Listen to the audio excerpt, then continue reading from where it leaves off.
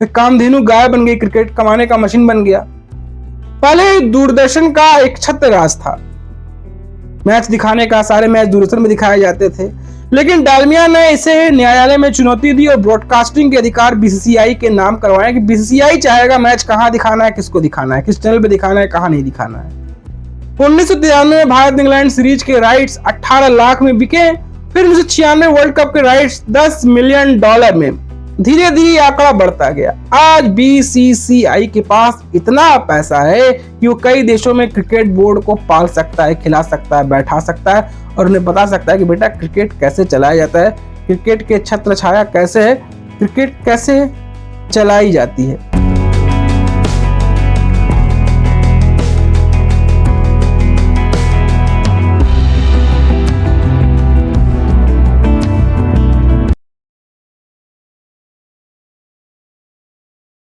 नमस्कार, जय श्री राम, वंदे मातरम, हर हर महादेव। एक बार फिर आप सभी दोस्तों का आज के हमारे इस एपिसोड में आपका स्वागत है। आज हम बात करने वाले हैं, चर्चा करने वाले हैं, हमारा विषय वस्तु है वो है क्रिकेट।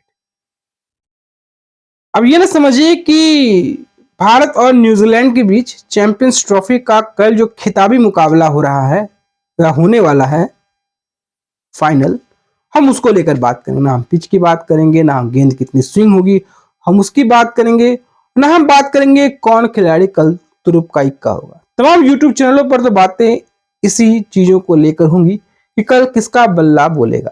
जीत हार तो लगी रहती है, जीत हार तो होगी। अलबत्ता हम बात करने वाले हैं क्रिकेट में ब्रिटेन के उस गुरूर की, जिस गुरूर को भारत ने जमींदोज कर दिया। भारत ने एक दौर वो भी देखा जब 1983 के फाइनल में भारत का बोर्ड इंग्लैंड क्रिकेट बोर्ड से 2 टिकट मांगी थी तो इंग्लैंड ने नकार दिया था। वो दौर था जब बीसीसीआई गरीब हुआ करता था, बीसीसीआई के पास पैसे नहीं थे। लेकिन अब आलम यह है कि वहीं ब्रिटिश खिलाड़ी एनओसी करा के भारत में आकर खेलना चाहते हैं, भारत में आईपीएल खेलना चाहते हैं। कम से कम आईपीएल का 4 मैच तो खेल लें, कम से कम आईपीएल के डगआउट में बैठकर हम कम से कम वो माहौल तो गुजार लें। अब आलम ये है, अब आलम ये है कि ब्रिटिश खिलाड़ी अंतरराष्ट्रीय सिनेरियो मैच के आईसीसी के द्वारा जो मैचेस होते हैं उसको छोड़ देते हैं, आकर भारत में आईपीएल खेलते हैं। और जो ईसीबी द्वारा संचालित जो आईसीसी की जो इवेंट चलते रहते हैं द्विपक्षीय सीरीज, उसमें बी ग्रेड और सी ग्रेड के इंग्लैंड के खिलाड़ी खेलते नजर आते हैं। तो 1983 का वर्ल्ड कप का फाइनल जब गरीब बीसीसीआई को इंग्लैंड ने मांगने पर भी नहीं दिया था 2 टिकट, और पैसों के लिए वहीं अब ब्रिटिश खिलाड़ी खेलते हैं आईपीएल। भारत ने क्रिकेट की सूरत और सीरत बदल गई है। आज भारतीय खिलाड़ी दुनिया के सबसे अमीर क्रिकेट खिलाड़ियों में से एक है। आज बीसीसीआई जिस पर हाथ रख दे वो माला माल हो जाएगा। हर क्रिकेट बोर्ड चाहता है कि वो भारत का दौरा करे और हर अंतरराष्ट्रीय इवेंट जो किसी देश में आयोजित होते हैं वो चाहता है कि भारत आए। भारत आएगा तो पैसा आएगा, भारत आएगा तो व्यूअर्स आएंगे, भारत आएगा तो ब्रॉडकास्टर राइट्स आएगा, भारत आएगा तो दर्शक आएंगे। आज क्रिकेट का मतलब हो गया है हिंदुस्तान, हिंदुस्तान, हिंदुस्तान। तो भैया चैंपियंस ट्रॉफी 2025 का खिताबी मुकाबला भारत और न्यूजीलैंड के बीच खेला जाएगा। यह मुकाबला दुबई में खेला जाएगा, जिसके पीछे की वजह है हिंदुस्तान। चूंकि इस बार चैंपियंस ट्रॉफी की मेजबानी हमारे हमसाया मुल्क पाकिस्तान कर रहा था, लेकिन मेजबान होते हुए भी मेहरबान होकर रह गए। वो मेजबानी नहीं कर पा रहा है और फाइनल जो है वो दुबई में खेला जा रहा है। बल्कि इसका कारण है भारत। भारत ही एकमात्र वजह है जिसकी वजह से फाइनल वो पाकिस्तान नहीं दुबई में करवाना पड़ रहा है। और इस बात में पाकिस्तान की अच्छी खासी किरकिरी है और इस बात को लेकर पाकिस्तान के लोग ही पाकिस्तानी सरकार, पाकिस्तानी निजाम और वहां के बोर्ड को आड़े हाथों ले रहे हैं। पाकिस्तान ने तो अपनी किरकिरी करवा दी। उन्होंने सोचा भी नहीं होगा कि भाई ऐसा ताना उनको सुनने को मिलेगा। पाकिस्तान की ऐसी हालत देखकर इंग्लैंड के क्रिकेट टीम के पूर्व कप्तान माइकल वॉर्न ने खूब मजे लिए। माइकल वॉर्न ने एक्स पर लिखा, दुबई में चैंपियंस ट्रॉफी की शानदार मेजबानी की है, ऐसा कहकर वो तनकीद कर रहे हैं और कहीं न कहीं पाकिस्तान को ताना मार रहे हैं। माइकल वॉन का यह तंज साफ दिखाता है कि पाकिस्तान भले ही मेजबान हो, लेकिन असली कमान तो भारत के हाथों में है। वैसे ये कोई नई बात नहीं है। भारत का क्रिकेट में दबदबा आज पूरी दुनिया देख रही है, लेकिन एक ऐसा वक्त भी था जब भारत में ऐसे ही जिल्लत भारत को भी झेलनी पड़ी थी। आज की ये रिपोर्ट उस कहानी को बताने वाली है जिसमें भारत ने अपनी ताकत से क्रिकेट की दुनिया को हिला दिया था, और ये अंग्रेजी खेल आज भारत का देसी खेल बन गया है। देखिए, क्रिकेट में हम बात करें तो आज के जमाने में क्रिकेट का सबसे बड़ा ड्रामा है भारत पाकिस्तान। चैंपियंस ट्रॉफी की मेजबानी को लेकर जो ड्रामा हुआ वो कोई पहली बार नहीं है। भारत ने साफ कह दिया है कि पाकिस्तान नहीं जाएगा। वजह सियासी भी थी और सुरक्षा से जुड़ी भी। भारत का ये रुख देखकर पाकिस्तान क्रिकेट बोर्ड पीसीबी के पास कोई चारा नहीं बचा, वो बेचारा बेसहारा रह गया। आखिरकार आईसीसी को बीच में आना पड़ा, हाइब्रिड मॉडल का रास्ता निकालना पड़ा। इसके तहत भारत के सारे मैच दुबई के अंतरराष्ट्रीय स्टेडियम में होंगे, चाहे वो लीग स्टेज हो, सेमीफाइनल हो या फिर फाइनल हो। बाकी टीमें अब पाकिस्तान से दुबई की यात्रा करेंगी और यात्रा हो भी चुकी। अब कल इसका निष्कर्ष निकलने वाला है। पाकिस्तान के लिए बहुत भारी झटका था, न आटा था न चावल था। पाकिस्तान की माली हालत बेहद खराब थी। कर्ज लेकर स्टेडियम बनाया और फाइनल का मुकाबला भी पाकिस्तान में ना हो पाया। मेजबान होने के बावजूद अपने घर में बड़े मैच नहीं खेल पा रहा। ऊपर से माइकल वॉन जैसे दिग्गजों के ताने सुनने पड़ रहे हैं। लेकिन ये सब देखकर हमें वो पुराना वाकया भी याद आता है जब भारत भी ऐसे ही हालात में था। बात है सन 1983 की, जब भारत पहली बार क्रिकेट में विश्व विजेता बना। जब भारत ने पहला वर्ल्ड कप जीता था, उस वक्त फाइनल में पहुंचने के बाद भी बीसीसीआई को इंग्लैंड में 2 टिकटें तक नहीं मिली। उस अपमान ने को भारत ने ऐसा सबक सिखाया कि आज दुनिया में क्रिकेट का अजीमो बादशाह शहंशाह बन गया है। तो 1983 का अपमान जिसने बदल दी भारतीय क्रिकेट की सूरत और सीरत। साल है 1983 का विश्व कप फाइनल। भारत बनाम वेस्ट इंडीज। जगह थी क्रिकेट का मक्का कहे जाने वाला लॉर्ड्स, इंग्लैंड। कपिल देव की टीम ने इतिहास रच दिया, भारत को पहला वर्ल्ड कप जिता दिया। लेकिन इस जीत के पीछे एक कड़वी कहानी भी थी। उस वक्त बीसीसीआई के अध्यक्ष थे एनकेपी साल्वे को फाइनल के लिए 2 एक्स्ट्रा टिकट चाहिए थी। उन्होंने इंग्लैंड के क्रिकेट बोर्ड से गुहार की, लेकिन जवाब में साफ साफ मना कर दिया गया। बोला गया कि 2 टिकट तो दे दिए, अब और नहीं मिल सकते। हैरानी की बात यह है कि स्टेडियम में फाइनल नहीं पहुंचा, स्टेडियम खाली था। वहां बुलाया गया मेहमान भी नहीं आए क्योंकि लोगों का दाव था कि इंग्लैंड फाइनल में जाएगा। फिर भी भारत को टिकट नहीं दिए गए। ये बात साल्वे साहब को चुभ गई। उन्हें लगा कि भारत का कोई औकात ही नहीं समझा जा रहा है। उस वक्त क्रिकेट की दुनिया में इंग्लैंड, ऑस्ट्रेलिया, वेस्टइंडीज का दबदबा हुआ करता था। भारत और पाकिस्तान जैसे देशों को हल्के देशों में गिना जाता था। लेकिन इस अपमान ने साल्वे के मन में आग लगा दी। उन्होंने ठान लिया कि अब क्रिकेट का केंद्र इंग्लैंड से हटेगा। इसके बाद जो हुआ वो तो इतिहास बन गया, जो आप देख ही रहे हैं।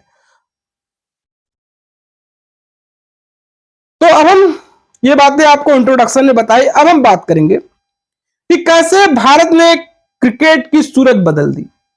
आपको पता है कि 1983 का वर्ल्ड कप ब्रिटेन में हुआ। 1983 के बाद जो वर्ल्ड कप शुरू हुए वो इतर देशों में शुरू हुए।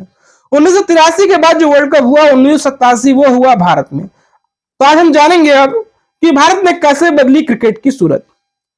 साल 1983 की जीत के बाद साल्वे ने पाकिस्तान क्रिकेट बोर्ड के तत्कालीन अध्यक्ष नूर खान से हाथ मिलाया।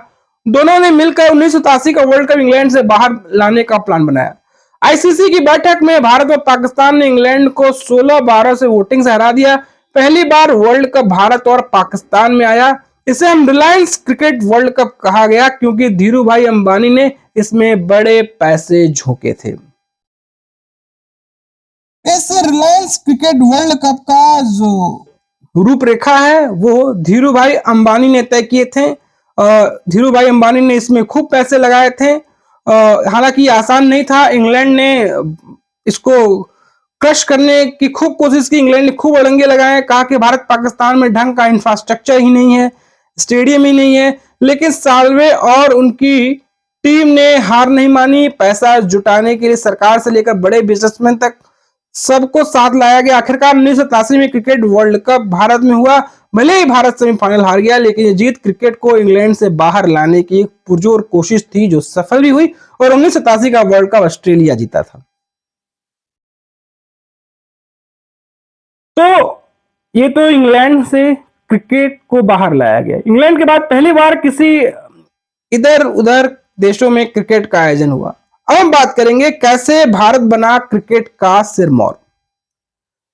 आपको पता है कि साल 1983 के बाद भारत ने पीछे मुड़कर नहीं देखा क्रिकेट में। 1990 के दशक में जगमोहन डालमिया और आई एस बिंद्रा जैसे लोग बीसीसीआई में आए, यानी कि board cricket control of India. इन्होंने क्रिकेट को पैसा कमाने की मशीन बना दिया, या फिर कहें एक दुधारू गाय, एक धान, एक होते हैं कामधेनु गाय, एक कामधेनु गाय बन गई, क्रिकेट कमाने का मशीन बन गया। पहले दूरदर्शन का एक छत्र राज था, मैच दिखाने का, सारे मैच दूरदर्शन में दिखाए जाते थे। लेकिन डालमिया ने इसे न्यायालय में चुनौती दी और ब्रॉडकास्टिंग के अधिकार बीसीसीआई के नाम करवाए कि बीसीसीआई चाहेगा मैच कहां दिखाना है, किसको दिखाना है, किस चैनल पे दिखाना है, कहां नहीं दिखाना है। 1993 में भारत इंग्लैंड सीरीज के राइट्स 18 लाख में बिके। फिर 1996 वर्ल्ड कप के राइट्स $10 मिलियन में। धीरे धीरे आंकड़ा बढ़ता गया। आज बीसीसीआई के पास इतना पैसा है कि वो कई देशों में क्रिकेट बोर्ड को पाल सकता है, खिला सकता है, बैठा सकता है और उन्हें बता सकता है कि बेटा क्रिकेट कैसे चलाया जाता है, क्रिकेट के छत्र छाया कैसे है, क्रिकेट कैसे चलाई जाती है। ये बीसीसीआई कई क्रिकेट बोर्ड को वो चला भी सकता है। तो भैया अब बात करते हैं आईपीएल की। तो आपको पता ही है कि आईपीएल ने तो कमाल ही कर दिया। 2023 से 28 के लिए इसके मीडिया राइट्स 48,390 करोड़ में बिके। आईपीएल में इंग्लैंड के भी खिलाड़ी खेलते हैं। यही नहीं, आईपीएल के समय ऑस्ट्रेलिया हो या इंग्लैंड हो या कोई भी इंटरनेशनल मैच भी नहीं खेलती। वो अपने खिलाड़ियों को एनओसी देकर आईपीएल में खेलने की इजाजत देती है, क्योंकि इससे खिलाड़ियों को ही नहीं, उन बोर्ड की भी मोटी कमाई होती है। कभी इंग्लैंड में जिल्लत झेलने वाली बीसीसीआई अब इंग्लैंड को जिल्लत झेलने पर मजबूर कर रही है। अब इंग्लैंड भी जिल्लत झेलनी पड़ रही है। दुनिया भर के खिलाड़ियों की यहां बोली लगती है, यहां मंडी सजती है और पाकिस्तान जैसे देश से खिलाड़ी को एंट्री तक नहीं दी जाती।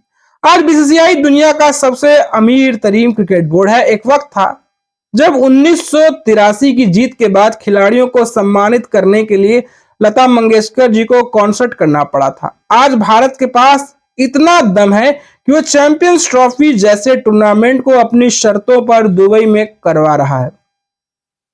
वहीं साल 1983 में 2 टिकटों के अपमान से शुरू हुआ यह सफर आज 2025 में हम चैंपियंस ट्रॉफी के फाइनल तक पहुंच चुका है। उस वक्त इंग्लैंड ने भारत को हल्के में लिया था और आज पाकिस्तान भारत के आगे मजबूर है। माइकल वॉन का तंज हो या दुबई में फाइनल का आयोजन, ये सब भारत की ताकत की मिसाल है। क्रिकेट अब सिर्फ खेल नहीं है, बल्कि भारत का एक दबदबा है जिसके आगे पूरी दुनिया नाचती है। ये दोस्तों, ये कहानी कि कैसे भारत क्रिकेट की दुनिया में अपने कदमों में ला दिया क्रिकेट के माध्यम से। 1983 की जो टीस हुई थी वो आज जीत में बदल गई है। अब देखना यह है कि दुबई में होने वाला फाइनल भारत के नाम होता है या न्यूजीलैंड बाजी मार जाती है। जो अच्छा खेलेगा वो जीतेगा, चाहे भारत हो चाहे न्यूजीलैंड हो। लेकिन हाँ, ट्रॉफी कोई भी जीते, खेल भावना से लवरेज है। जो अच्छा खेलेगा वो जीतेगा, जो अच्छा प्रदर्शन करेगा वो जीतेगा। लेकिन हाँ, क्रिकेट की दुनिया में जो दबदबा था, क्रिकेट की दुनिया में जो फलसफा था इंग्लैंड का, अब तो वो चकनाचूर होते नजर ही आता है। तो आप देख लीजिए, जाते जाते मैं थोड़ी सी और बातें कर लूं। हाइब्रिड मॉडल पे मुकाबले हो रहे हैं। भारत का पाकिस्तान से राजनीतिक संबंध मधुर नहीं है। भारत पाकिस्तान नहीं जाता, पाकिस्तान भारत नहीं आता।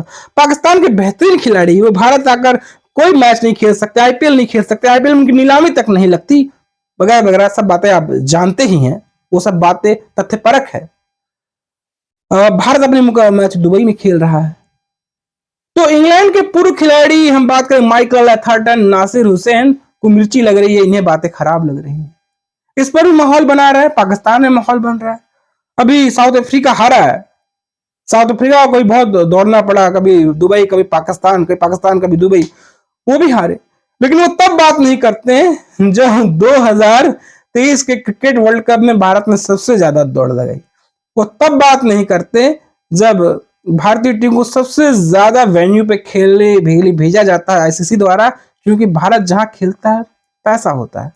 आखिरकार दुनिया पैसे पर ही नाचता है, जहां ताल है, जहां माल है वहीं ताल है, बस कहानी खत्म हो जाती है। तो दोस्तों आपको हमारा विश्लेषण कैसा लगा, आपको हमारी बातें कैसे लगी, आप में जरूर बताएं। दोस्तों कंटेंट पसंद आ रहा है तो आप में सपोर्ट कर सकते हैं, आप में सहयोग कर सकते हैं, आप हमें कंट्रीब्यूट भी कर सकते हैं। स्क्रीन के कोने में दिख रहे क्यूआर कोड को स्कैन करें, शेयर करें, सहयोग करें। कंटेंट अच्छा लगा तो लाइक करिए, शेयर करिए, सब्सक्राइब करिए। आज इतना लाइक शेयर और सब्सक्राइब करिएगा, हमारी मारक क्षमता बढ़ेगी, हम जन जन तक जाएंगे और अपनी बातों को जन जन तक पहुंचाने में कामयाब होंगे। फिर मिलते हैं किसी नई चर्चा के साथ, किसी नए विश्लेषण के साथ, नए मुद्दों के साथ, नई टॉपिक के साथ। तब तक के लिए जय श्री राम।